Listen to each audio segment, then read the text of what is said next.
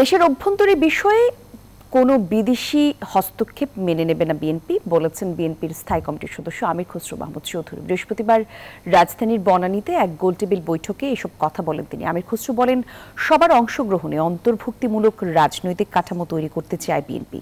বিনিয়োগ বৃদ্ধি ও কর্মসংস্থানের সুযোগ তৈরি করে দেশকে স্বনির্ভর করার প্রতিশ্রুতিও রয়েছে বলে জানান তিনি।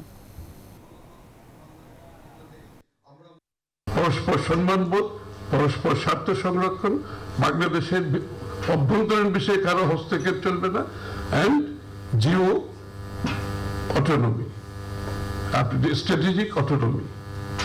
এই স্ট্র্যাটেজিক অটোনমির মাধ্যমে আমরা আমাদের সিদ্ধান্ত নিব।